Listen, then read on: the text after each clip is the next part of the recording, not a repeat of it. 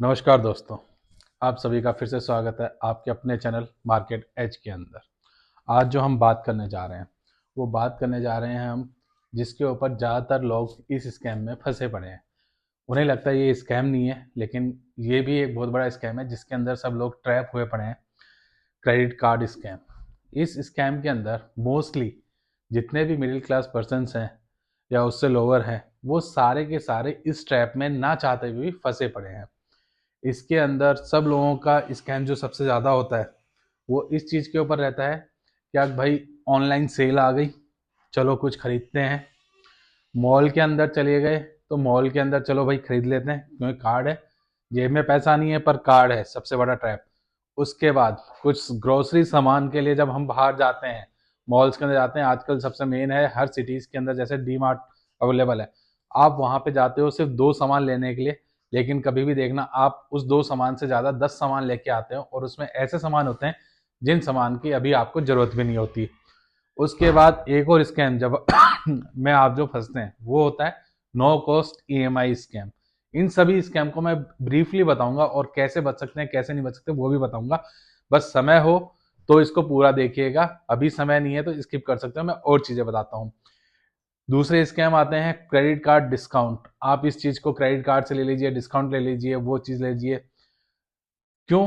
क्योंकि no cost EMI जो है और जो क्रेडिट कार्ड डिस्काउंट है ये सबसे बड़ा ट्रैप है बैंक की साइड से, और जो बड़े बड़े जो ये इन्वेस्टर्स होते हैं और जो जिनके ये प्रोडक्ट्स होते हैं उनका मिला भुला पूरा एक ये स्कैम है। इसमें वो पहले से ही प्राइस को हाई कर देते हैं, उसके बाद उसमें डिस्काउंट करते हैं और आप लोग इस चीज़ में फंस जाते हैं। इसमें क्या क्या इंपॉर्टेंट चीज़ें हैं, किस किस पे ध्यान देना है, क्या क्या करनी है, मुझे पता है कई लोगों को ये लग रहा होगा ये चीज़ हमें पहले से पता है, लेकिन कुछ चीज़ें मैं वो बताने वाला हूँ जो आप लोगों को भी नहीं पता और आप इस स्कैम में कैसे फंस जाते हो। मोस्टली जो यूथ है वो ज़्यादातर इसमें ट्रैप हो रहा है। जो बड़े हैं वो अपने बच्चों के लिए क्या भाई उनको, क्योंकि वो तो जॉब पे है नहीं, बड़े जॉब पे हैं तो बच्चे बोलते हैं पापा आप क्रेडिट कार्ड ले लो, वो बच्चों के कहने पे वो क्रेडिट कार्ड ले लेते हैं। पर ये स्कैम कैसा है इसको समझने की बहुत ज़रूरत है, क्योंकि ये सबसे बड़ा ट्रैप है जिसके अंदर आप ऐसे फंसे हुए हो जिससे निकलना बहुत मुश्किल हो जाता है। कुछ चीज़ों से हम लोग शुरुआत करते हैं। सबसे पहले जैसे कि आपके पास क्रेडिट कार्ड के लिए फ़ोन आना, सर आप एलिजिबल हो गए हो, आप ये क्रेडिट कार्ड ले लीजिए, आपको बार बार किया जाएगा कि सर आप ये ले लीजिए। और जिनके पास ऑलरेडी क्रेडिट कार्ड है उनके पास ये स्कैम आता है, सर आपका जो क्रेडिट कार्ड है वो अपग्रेड हो गया गया है, इसको जितनी भी लिमिट थी उससे अबव में कार्ड कर दिया गया है, आपका जो मिनिमम कार्ड था मान लो प्लेटिनम था उसको सुपर गोल्ड के अंदर करना जा रहा है या प्लेटिनम के अंदर अपडेट किया जा रहा है। तो ये बहुत सारे स्कैम होते हैं। इसके अंदर क्या होता है, स्कैमर जो कॉल आता है, मैं नहीं बोलता वो कोई किसी स्कैम का कॉल होता है, वो बकायदा कॉल सेंटर से कॉल आता है, सर आपका कार्ड अपग्रेड हो गया है आप ले लीजिए, बेटर बेनिफिट मिलेंगे, फ्री अपग्रेडेशन है। और साथ में ये और बोलते हैं सर आपको कुछ नहीं करना, बस आपको रिसीव कर लेना है, बाकी सब ऑटोमेटिकली हो जाएगा। पर क्या ये रियलिटी है भाई? नहीं है भाई।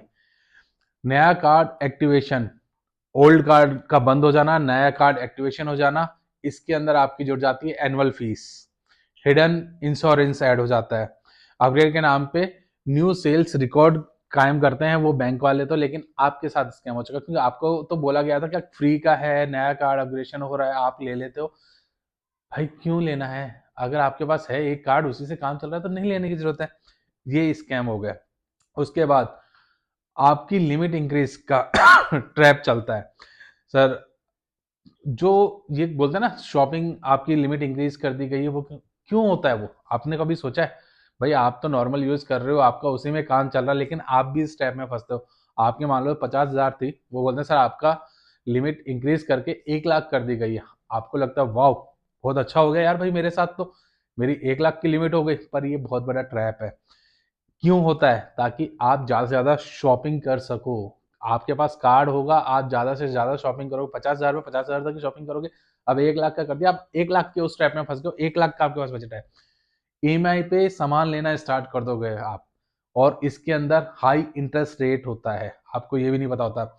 लेट फी इनकम बढ़ती है बैंकों की, ये सबसे बड़ी चीज है। आप सोचते हो मेरी लिमिट बढ़ गई है, फाइनेंस स्टेटस मेरा इंप्रूव हो गया, मतलब आप फाइनेंशियल जो स्टेटस जो आपका, हम लोग सब सिविल स्कोर जरूर देखते हैं। आपको लगता है यार मेरा वो अच्छा हो गया है, मेरा सिविल स्कोर बढ़िया हो गया इसलिए मेरी लिमिट इंक्रीज, सबसे बड़ी गलतफहमी होती है ये। बट ट्रुथ क्या है, ज्यादा लिमिट मतलब क्या हो गया, ज्यादा कर्ज लोगे आप और बड़े ट्रैप में फंसोगे। कम लिमिट है कम लोगे, ज्यादा है ज्यादा लोगे और ज्यादा बड़े ट्रैप में फंसोगे। अब राइट मेथड क्या है, लिमिट तभी बढ़ानी चाहिए जब आपको बहुत ज्यादा जरूरत हो, अदरवाइज इसको इग्नोर करना चाहिए। जितनी आपके पास लिमिट है उतना ही रहना बहुत सही होता है। उससे ज्यादा लिमिट बढ़ाने से, कार्ड की लिमिट बढ़ाने से कोई बहुत बड़ा वो नहीं होता, कुछ भी तीर क्या आपने सोचो यार मेरी तो कार्ड की लिमिट इतनी है, शो ऑफ करने के लिए दोस्तों को, कुछ नहीं होगा, आप उसी कार्ड के ट्रैप में फंसेंगे। हिडन चार्जेस होते हैं इन कार्ड्स के ऊपर, आपको पता भी नहीं होता। आपको हमेशा फ्री बोला जाता है लेकिन कुछ फ्री नहीं होता है। इसके अंदर जो आपके पास एसएमएस आते हैं, उस एसएमएस अलर्ट का भी चार्जेस आपसे ही लिया जाता है। कार्ड प्रोटेक्शन प्लान दिए जाते हैं आपको, क्या भाई आपका कार्ड कल को आपके पास आए होंगे, कई कस्टमर केयर से कॉल आते होंगे, सर आपका कार्ड कभी भी खो जाता है या कहीं पे भी आप फंस जाते हो तो ये आपको सुविधा मिलेंगी, इस प्लान को आप ले लीजिए, वो ले लीजिए। तो ये प्रोटेक्शन प्लान को बेचते हैं एक नाम पे। रिवॉर्ड मेंबरशिप, सर आप ये मेंबरशिप ले लीजिए, इसके ऊपर रिवॉर्ड अच्छे होंगे, इस कार्ड के अंदर रिवॉर्ड आपको ज़्यादा मिलेंगे, आप कुछ भी शॉपिंग करते हो। साथ के साथ जो भी आप कार्ड लेते हो उसमें इंश्योरेंस का प्राइस भी ऐड होता है, कार्ड की फीस भी ऐड होती है। अगर आपको सबसे सही मेथड और इन सब चीज़ों से बचने का क्या, अगर कोई आपको फ्री बोल के या कोई चार्जेस नहीं बोल के आपको देता है, आपको जो भी मंथली आपके पास स्टेटमेंट आती है आप उसे चेक जरूर करें, क्या उसमें कोई हिडन चार्जेस तो नहीं है, क्या आपका कोई एसएमएस चार्जेस या अपग्रेडेशन चार्जेस ये लगा तो हुआ नहीं है। अगर लगा हुआ है तो आप उसको तुरंत की तुरंत आप मेल कर सकते हैं, जिससे बैंक को वो कार्ड, वो जो प्राइस उसमें एड ऑन था वो हटाना पड़ेगा। 48 आवर्स के अंदर इस चीज़ को आपको डिस्ट्रीब्यूट करना पड़ेगा, बस ये चीज़ें होती हैं। अब काफ़ी और चीज़ें भी इसके अंदर स्कैम आती है, क्या आपके आपको बोल दिया जाता है क्या कि ये कार्ड आप ले लीजिए सर, इसके अंदर इतना बेनिफिट है, आपको लोन्स वगैरह पता नहीं क्या क्या चीज़ें बेनिफिट मिलेंगी, इतना रिवॉर्ड पॉइंट मिलेगा, और इसका मिनिमम चार्ज है, वन टाइम फीस बोलते हैं, साथ में बोलते हैं वन टाइम फीस 5,000 या 10,000 रुपए। और सर ये फीस नहीं है, इसके बदले हम आपको रिवॉर्ड कार्ड दे देंगे, रिवॉर्ड पॉइंट दे देंगे या कोई कूपन कोड दे देंगे। भाई किस लिए, जब आपको उस समय जरूरत नहीं है, लेकिन आपने क्या कर दिया, अपग्रेड कर लिया, 5,000 का कूपन आ गया आपको, अब मजबूरी होगी, उस कार्ड की एक्सपायरी होगी साथ में 6 मंथ की, 3 मंथ की, आप ना चाहते हुए भी वो 5-6 हजार रुपए की शॉपिंग करोगे। तो ये सबसे बड़े ट्रैप आए हुए हैं। उसके बाद जो और ट्रैप है और बताता हूँ, अभी तो कुछ नहीं है। ईएमआई स्कैम, आप परचेस करते हो, एसएमएस आता है आपके पास, ईएमआई के ऊपर तो सब लोग सामान लेते हैं, जितनों के पास भी कार्ड है ना, सबके सब ईएमआई पे सामान लेते ही लेते हैं और साथ में परचेस करते हो। उसके बाद एसएमएस और आता है, आप अपने इस मान लीजिए कई कार्डों की लिमिट होती है 2,000 से ऊपर में, वो ईएमआई में कन्वर्ट कर सकते हैं या किसी चीज में भी, आपके पास एसएमएस आएगा सर आप इसको, सिर्फ आपका 200 रुपए लगेगा और ये ईएमआई में कन्वर्ट हो जाएगा। आप सोचते यार ईएमआई में कर लेता हूँ, किस लिए 10,000 एक साथ दिए, मैं इसको टोटो टोटो में दे दूंगा, 5 महीने की ईएमआई बनवाता हूँ 2,000। ऐसा नहीं होता भाई, उसमें बहुत हिडन चार्जेस होते हैं। आपको सिर्फ वन टाइम फी बोली गई है 200 रुपए, 300 रुपए सब बैंकों की अलग अलग होती है, आपको एक बार के लिए बोला गया कि सर सिर्फ 200 रुपए चार्जेस लगेगा आपका ईएमआई में, लेकिन इसके पीछे कितने चार्जेस हैं आपको पता भी है। सबसे पहले इसमें हिडन चार्जेस क्या होते हैं, इंटरेस्ट रेट, जो आप ईएमआई में कन्वर्ट कराते हो, कन्वर्ट कराने का उन्होंने सिर्फ 200 रुपये लिया है, लेकिन इसके ऊपर इंटरेस्ट क्या है, कभी आपने पूछा है? इसके ऊपर 15 से 20% तक का इंटरेस्ट रेट होता है। जब आप ईएमआई में कन्वर्ट करते हो तो आप उतना इंटरेस्ट दोगे। प्रोसेसिंग फीस अलग से होती है, क्योंकि आपने अपने एक अमाउंट को ईएमआई में कन्वर्ट कराया, उसकी प्रोसेसिंग फीस होगी, प्लस जो भी आपकी ईएमआई बनेगी उस हर ईएमआई के ऊपर आपका जीएसटी भी इंक्लूड होगा। आप कभी अपनी बैंक की जो भी कार्ड की स्टेटमेंट आती है उसको चेक करके देखना, उसमें आपका साथ में ये भी पेमेंट डली होती है। फिर रीपेमेंट, मतलब आप कभी ज्यादा कर रहे हो या कभी लेट हो जा रहे हो, उसके ऊपर भी पेनल्टी होती है। सबसे बेस्ट मेथड क्या है, अब इस चीज से क्या हुआ, जो आपने ये सारी चीजें ली, आपने सामान लिया था 10,000 का, अब इस पूरी कॉस्टिंग को अगर आप एड ऑन करोगे ना, आपका 10,000 का प्रोडक्ट था ना 12,000 को भी क्रॉस कर रहा होगा। तो क्या हमने ईएमआई करके सही किया है? भाई नहीं किया, बिल्कुल नहीं किया। तो ये इस ट्रैप में तो बिल्कुल ना फंसे। राइट मेथड क्या है, ईएमआई सिर्फ बैंक आप में चेक करने, जब आपको बहुत ही ज़्यादा ज़रूरत हो, क्या भाई नहीं यार मेरे पास अभी पैसा नहीं हो पा रहा, या मुझे बहुत ज़्यादा प्रॉब्लम पड़ रही है, या मेरे घर में कुछ इश्यू आ गए हैं, मुझे उसमें ज़्यादा पैसा लगाना है, मात्र उसी कंडीशन में आप ईएमआई कन्वर्ट करें। अदरवाइज फुल पेमेंट को ही हमेशा प्रेफर करें। क्या जब आपके पास पैसा है तो किस लिए ईएमआई में लेना, तो इसमें को लेना ही नहीं चाहिए। अब इसमें फिर बाकी क्या होते हैं, जो मेंबरशिप का मैं बता ही चुका हूँ आपको, क्या भाई ये आपको लोन्स मिलेंगे, वो मिलेंगे, इन सब चीज़ों में किस लिए आना है हमें। मैं सिंपल सा आप लोगों से पूछता हूँ, आप में से मैं बोलता हूँ, अगर मैं नॉर्मल मिडिल क्लास को लेता हूँ, उसमें से 100 में से सिर्फ और सिर्फ 5 से 8% ही बंदे होंगे जो एयरपोर्ट पे जाते होंगे, वहां से फ्लाइट वगैरह लेके इधर उधर ट्रैवल कर। बाकी सारे के सारे नॉर्मल है, वो एयरपोर्ट पे जाते ही क्या है भाई, किसको जरूरत पड़ती है। अपना मेन हम लोग रेलवे से जाते हैं, या बसेस से जाते हैं, या फिर अपनी खुद की गाड़ी होती है उससे चले जाते हैं। प्लेन का कहाँ, तो प्लेन के लोन्स को लेने का मतलब क्या है, उसके भी भाई चार्जेस हैं। आप उस प्लेन, आपको बोला क्या जाता है सर आपको एयरपोर्ट अलाउंस मिलेगा, बाकी चीजें मिलेंगी, मतलब क्या है भाई उस कार्ड को लेने का, कुछ सेंस बनता है। जब मैं जाता नहीं हूँ उसका मैं लेके भी करेंगे क्या। तो इन सब चीजों को सोचना चाहिए, जो हम आप कार्ड को अपग्रेड करने चले जाते हैं उसमें ये सब नहीं होना चाहिए। उसके बाद सबसे बड़ा जो ट्रैप में फंसा हुआ है बंदा, और ये ऐसा ट्रैप है जिससे निकल पाना बहुत ही मुश्किल है, और जिन्होंने जो इस ट्रैप में फंसे हुए हैं ना, वो खुद मुझे कमेंट करके बता देना क्या कि ये सही है कि नहीं है। ये सबसे बड़ा पॉइंट है, इससे भी बचने के कुछ तरीके बताऊंगा। आपने एक सामान लिया, उसकी सामान से पहले मैं एक चीज आप पे आता हूँ। मान लीजिए आईफोन आ रहा है, आईफोन अभी 17 लॉन्च हुआ, प्राइस 1 लाख से अब आपको 1 लाख लेते समय आप हिचकिचाओगे एक बार के लिए, क्या नहीं भाई 1 लाख का फोन नहीं लूंगा यार, मैं 10 20 30 हजार तक का ले लूंगा, 1 लाख पे नहीं जाओगे। पर ट्रैप क्या आ गया, आपको दिखाया जाता है सिर्फ 3 हजार की 4 हजार की ईएमआई पे आप इसको ले सकते हैं 24 मंथ। अब हमारा मेंटेलिटी साइकोलॉजी कहाँ काम करती है, हमें वो 1 लाख से हट चुके हैं। अब हम ट्रैप में आ चुके हैं, सिर्फ 3 हजार रुपये देना है भाई। भाई मान लो किसी की इनकम 20 हजार, मैं नॉर्मल लेके चलता हूँ, 20 हजार है, और उसको फोन रखना है, आईफोन चाहिए, उसके लिए ट्रैप क्या हो गया, यार 3 हजार ही तो देने हैं, ले लेते हैं एक आईफोन, क्या फर्क पड़ रहा है। सबसे बड़ा ट्रैप, आपने उस 1 लाख के फोन की कीमत को अब आपके माइंड से निकल चुकी है, आपके माइंड में साइकोलॉजी क्या आ चुकी है, 3 हजार का फोन 24 महीने ईएमआई भरनी है, भर देंगे भाई।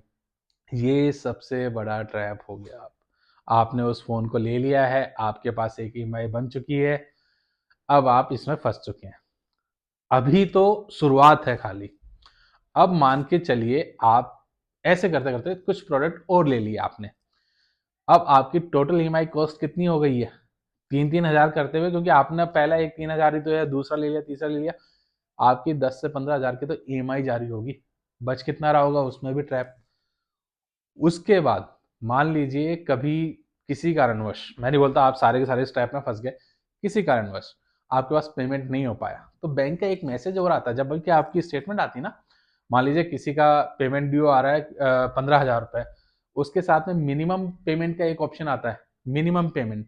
ये मिनिमम पेमेंट कितना होगा, मुश्किल से 2.5 3 हजार रुपये। आप सोचोगे यार 15 हजार तो मैं नहीं दे सकता, 2.5 3 हजार वाले में चले जाता हूँ। ये सबसे बड़ा एक और आपका वो ट्रैप में फंस चुके हो, क्योंकि जब आपने 2.5 3 हजार रुपये दिए हैं, खाली मिनिमम पेमेंट दिया है, अब जो बच गया है, जो बचा हुआ अमाउंट है ना, उसके ऊपर 30 से 40% लगता है आपका इंटरेस्ट रेट। चेक कर लेना कभी अपना स्टेटमेंट को। उसके बाद लेट फीस लगती है। आप बोलोगे यार लेट फीस से बचाता नहीं, लगती है भाई, कम लगती है पर लगती है। जीएसटी लगेगी। और ये क्या, ये कौन सा ट्रैप होता है, नेवर एंडिंग ट्रैप, क्योंकि अभी आपके पास हुआ नहीं, अब नेक्स्ट मंथ क्या होगा, ये जो आपने मिनिमम भरा था पर उसका बचा हुआ अमाउंट प्लस नेक्स्ट मंथ का अमाउंट जुड़ के आ गया, अब आप और बड़े ट्रैप में, इस मंथ फिर आप फिल नहीं कर पा रहे। अब आप क्या करोगे, इस बार का मिनिमम क्या है, अब ये टोटल कॉस्टिंग जो पहले 15 हजार थी, आपने 2.5 3 हजार रुपये बढ़ी, ये आके आपके हो गई 28 29 हजार रुपये। अब तो आप वैसे नहीं भर सकते, अब वापस मिनिमम कितना आ गया, 5 हजार रुपये। आप फिर 5 हजार भर दोगे, पर आप मूल्य कहीं भर ही नहीं रहे, आपकी वैल्यू तो कहीं बढ़ ही नहीं रही। अगला क्या आएगा आपका, अब फिर बढ़ा दो आप 5 ही तो भरे थे आपने, मान लो 30,000 थी, 5,000 यहाँ भरे थे, आपके 15 आती है तो कितने हो गए, 25-40,000 रुपये इस बार ही में आएंगे। तो क्या हो गए, नेवर एंडिंग ट्रैप है भाई, ये नेवर एंडिंग ट्रैप। कभी भी अपने बैंक का मिनिमम अमाउंट पे मत करो, करना है फुल अमाउंट पे करो, इधर उधर से लेके करो, कैसे भी करो, क्योंकि जब आप नहीं करते हो तो आपको डबल पेनल्टी लगती है। मिनिमम आप भरते हो, आप उसमें सेटिस्फेक्शन करते हो कि मैंने तो मिनिमम भर दिया, अब नहीं होना चाहिए, तो इससे बचो, क्योंकि उसके ऊपर जो आप बचा हुआ अमाउंट होता है 30 से 40% जीएसटी लगता है, सॉरी इंटरेस्ट लगता है, जीएसटी अलग होता है, और बाकी फीस वगैरह और होती है। अब ये क्रेडिट कार्ड करता क्या है, आपने सोचा है? आपके पास होगा, आपने लिया होगा, सेल्स आती है, सेल्स पे बच्चे ले लेते हैं, खुद ले लेते हैं, और सबसे मेन तो मैं बच्चों का नहीं बोल रहा, बड़े बड़े भी हैं इस टाइप में। सैलरी आई, सैलरी अपने खर्चे पानी जो थे उसमें निकाली, उसके बाद क्या करेंगे, वो कुछ लेने गए, पैसा नहीं है जेब में, पर क्रेडिट कार्ड है जेब में। भाई वो पैसा है कहाँ आपका, वो तो आप उधार का है ना। आप गए, ये लेना है, लेके आ गए, 1 लाख का क्रेडिट कार्ड है, 30,000 की आपकी सैलरी है, 30,000 आपके खर्च हो चुके हैं, या थोड़ा बहुत बचा भी होगा, तो आप सिर्फ उस रिवार्ड पॉइंट के चक्कर में, क्या 100 रुपये यार खर्च करूंगा, 2 रिवार्ड पॉइंट मिलेगा, भाई उसका मिल कितना रहा है, 1 रुपया। क्यों उस ट्रैप में फंस रहे हो, जा रहे हो पैसे ईएमआई पे लेते जा रहे हो, बाद में मंथ के एंड में आता है, सैलरी आती है, सैलरी तो उसमें चलेगी, अब आप टोटली डिपेंडेंट किस पे हो गए हो, उस कार्ड पे डिपेंडेंट हो गए। और कार्ड क्या ले रहा है, माना 30 दिन का दे रहा है, 45 दिन का आपको टाइम फ्रेम दे रहा है, लेकिन उसके बाद तो देना है नहीं, और अगर उस अमाउंट को आप ईएमआई पे कन्वर्ट कराते हो, जो मैंने प्रोसेसिंग फीस वगैरह बता दी, इन सबके ट्रैप में आप फंस चुके हो। फाइनेंशियली आपकी जो खुद के अभी बिना क्रेडिट कार्ड के जो खुद के ऊपर डिपेंडेंट थे ना, वो डिपेंडेंसी आपकी खत्म हो चुकी है, अब आप सिर्फ क्रेडिट कार्ड पर डिपेंडेंट हो। नाम मात्र के लिए आपकी सैलरी आती है, सैलरी आते ही तो आपकी ईएमआई में चली जाती है, बचा हुआ महीना कहाँ से क्या करोगे, बस क्रेडिट कार्ड है ना, पर अभी भी खुश हैं, क्रेडिट कार्ड है, क्या मतलब है भाई उस क्रेडिट कार्ड का, तुम्हारे पास जेब में खुद का पैसा है क्या, नहीं है। तो सबसे बढ़िया है क्रेडिट कार्ड को जितना हो सके अवॉइड करें। उस मतलब 100 रुपए के खर्चे पे मुझे 2 रिवॉर्ड पॉइंट मिलेगा, वो मिलेगा, उस रिवॉर्ड पॉइंट के चक्कर में मत आओ, सबसे बड़ा ट्रैप ही ये रिवॉर्ड पॉइंट है। ज़्यादातर पर्सन तो कार्ड को ही इसलिए यूज़ करते रहते हैं ताकि उनका रिवॉर्ड पॉइंट बढ़े। मैं नहीं बोलता कार्ड खराब है, लेकिन इसके भी राइट मेथड होते हैं, कैसे करना है कैसे नहीं करना, तो इन सब चीज़ों के लिए भी मैं बताता हूँ क्या करना है। सबसे पहली चीज़ है तो जो अगर आपके क्रेडिट कार्ड के बिल आते हैं, आप मिनिमम पेमेंट कर रहे हो उसको बंद करो, फुल पेमेंट करो ऑलवेज, हर महीने फुल पेमेंट करो। एक बार के लिए अगर आपके पास नहीं हो पा रहा अरेंजमेंट, कहीं से अरेंज करें, कार्ड को पूरा का पूरा फिनिश करें, उसका ईएमआई जो भी चल रहा है उसको फिनिश कर दें, क्योंकि उस मिनिमम के ट्रैप में आप ऐसे फंसे हो जो कभी खत्म नहीं होने वाला है। तो सबसे पहले हमें इसको बचना है। और कभी भी अगर आप अभी इस ट्रैप में नहीं हो और आपके पास कॉल आ रहा है क्या लिमिट इंक्रीज करा लो, लिमिट इंक्रीज करा लो, भाई सबसे पहले एक एडवाइस है, अगर आपकी नीड नहीं है, आपको इतनी ज़रूरत नहीं होती, कार्ड की लिमिट इंक्रीज मत कराओ। हर महीने स्टेटमेंट अगर आप कार्ड यूज़ करते हो, हर महीने उसकी स्टेटमेंट जो आती है, ज़्यादातर बंदे स्टेटमेंट चेक ही नहीं करते, वो सिर्फ एक मैसेज देखते हैं, अच्छा क्रेडिट कार्ड का बिल मेरा इतना बन गया, डेट्स इट, वो पे करते हैं, ख़त्म करते हैं। मत करो भाई। एक अगर आपका पैसा है, कमाते समय आप कितने 8 घंटे 9 घंटे ड्यूटी करके आते हो, तब एक दिन का आपको कुछ पैसा मिलता है, तो उतना ही पैसा अगर वो क्रेडिट कार्ड लेके जा रहा है कोई फीस लगा के, तो उसके चेक करने के लिए क्या आप 5 से 10 मिनट नहीं दे सकते?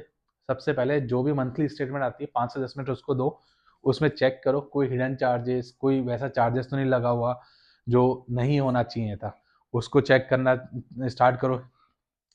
ईएमआई पे सामान कब लो, जब आपकी नीड हो, नीड मतलब बहुत ही ज़्यादा ज़रूरत हो उस सामान की, तभी उस सामान को लो ईएमआई पे।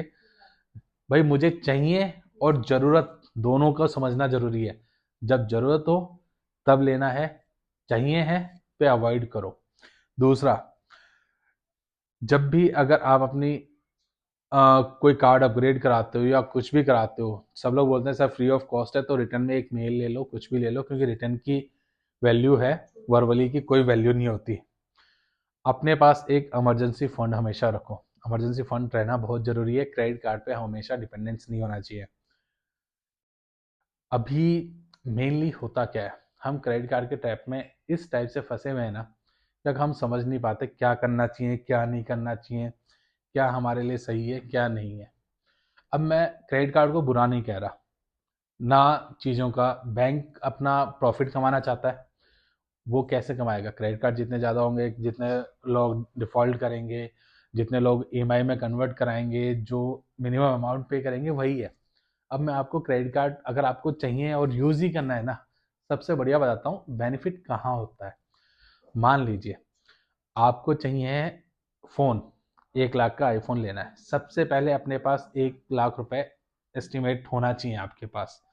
अगर आपके पास 1 लाख रुपए है, उस 1 लाख रुपए को बैंक के अंदर मंथली वाली एफडी वगैरह चलती हैं, आप अपने बैंक में जाके बात करो और उसको बोलो भाई मेरा 1 लाख रुपया 1 मंथ की एफडी पे डाल दो, और कार्ड से जाके अब उस फ़ोन को फुल पेमेंट पे लेना। ईएमआई पे अभी भी नहीं बोल रहा, ईएमआई पे नहीं लेना, फुल पेमेंट पे लेना। फुल पेमेंट में ले लोगे, अब आपके पास मिलते हैं जिस दिन ले लो, या अपने कार्ड की डेट याद रखना। अगर आपका कार्ड की डेट लगती है 7 तारीख को, आपका बिल बनता है तो 8 तारीख को जाके फ़ोन ले लो। अब आपको पूरे के पूरे 45 दिन मिलेंगे। 30 से 40 दिन अपने एफडी के अंदर रखो अमाउंट, उसको निकाल लो, और निकालने के बाद 1 महीने के बाद में उसकी पूरी की पूरी पेमेंट कर दो। अब 1 लाख रुपए के ऊपर जो भी आपको 1000 रुपये या 1500, 1200, 900 जो भी बचा होगा ना, वो आपका बेनिफिट है। आपके पास पैसा नहीं है और जाके ले रहे हो, सबसे बड़ी बेवकूफ़ी है, इसको मत करना। दूसरी चीज और कैसे कर सकते हैं, आपको भाई रिवॉर्ड पॉइंट चाहिए, रिवॉर्ड पॉइंट के लिए भी बताता हूँ मैं। रिवॉर्ड पॉइंट के लिए करना क्या है, आपकी सैलरी आ गई, आपकी 20,000 रुपये सैलरी आई, आपका महीने का खर्चा है 15,000 रुपये। अब जहां पे भी आपका कार्ड चलता है ना, उस कार्ड से पेमेंट करो, लेकिन कितना? जरूरत का ही सामान। आपको पता है आपका महीने का जो खर्चा होता है वो 15,000 रुपये है, 5,000 रुपये रेंट का है, 20,000 रुपये आपका खत्म होता है। तो मतलब शॉपिंग सिर्फ आपकी 15,000 की है। 15,000 से ऊपर मुझे कार्ड का नहीं करना है।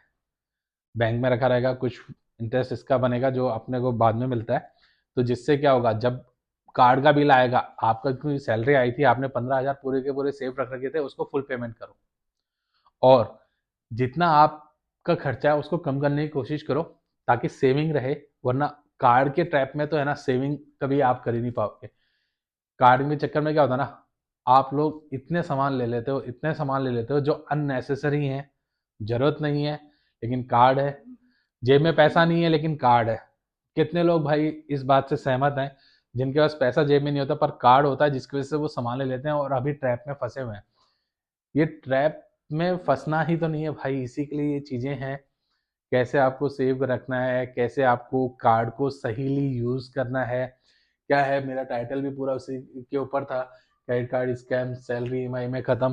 तो ये फैक्ट है भाई पूरा। मेरे पास भी कार्ड है, पर राइट मेथड से यूज़ करो। मेरे पास एक नहीं, एक से ज़्यादा है, लेकिन मैं सभी को ये बोलूँगा, जितना हो सके ना, अगर आपकी कोई बंदा है अमेजन से शॉपिंग करता है, तो कार्ड वो लो जो आपको फुलफिल करता हो। आप अमेजन से शॉपिंग करते हो तो अमेजन का जो भी बैंक प्रोवाइड करता है, जिससे आपको हर सेल के ऊपर, चाहे सेल चल रही हो ना चल रही हो, 5% का डिस्काउंट मिलेगा ही मिलेगा, वो कार्ड लो। कोई भाई गाड़ी वगैरह चलाता है, ट्रैवलिंग करता है, उसको पेट्रोल का होता है, तो पेट्रोल के कार्ड ले लो भाई। कई कई बैंक हैं जो पेट्रोल का कार्ड देते हैं, क्योंकि पेट्रोल के ऊपर भी सर्व चार्जेस और बाकी चार्जेस लगते हैं, तो जो पेट्रोल का कार्ड होता है उसके ऊपर वो नहीं लगते हैं। तो जो आपकी नीड है उस टाइप का आप कार्ड लो। अनवांटेड कार्ड मतलब क्या, कोई सा भी कार्ड ले लिया, चलो ठीक है, और उसका आपको यूज़ नहीं है। ये बहुत सारी चीज़ें डिपेंड करती हैं, आपको कौन सा कार्ड लेना है, कैसे यूज़ करना है। तो मेरा यही रिक्वेस्ट है आपसे, अगली बार जब भी कुछ सामान लेने जाएं, तो मैं मना नहीं कर रहा कि अगर आप सामान खरीदना बंद कर दो, सामान खरीदो, खूब खरीदो, लेकिन पहले ये चेक करो मेरी जेब में उतना पैसा है क्या, मैं इसको आज फुल पेमेंट देके ले सकता हूँ। अगर आप ले सकते हो, आंख बंद करके ले लो, मैं नहीं बोलता फिर, क्योंकि आपको चाहिए तो है ही प्रोडक्ट और आपके पास पैसा भी, आप कैश है, अब इस समय कार्ड का यूज़ करो, नेक्स्ट मंथ उसको भर दो। लेकिन पैसा जेब में नहीं है, और भाई 2,000 की तो ईएमआई बन रही है, 2,000 हर महीने दे दूंगा भाई, तब मैं दे दूंगा, तब इस पे मत आना भाई। मेरा यही था आप लोगों के लिए इस वीडियो को बनाने के लिए, क्योंकि मेरे काफ़ी फ्रेंड सर्किल्स हो गए, काफ़ी लोगों का मेरे पास आया क्या भैया ऐसे ऐसे हमारा कार्ड के साथ ही हो रखा है, ईएमआई नहीं भरी जा रही, सारी सैलरी तो चली जाती है, कुछ बचता ही नहीं है। तो इन्हीं सब से सेव करने के लिए मैंने ये वीडियो बनाई है।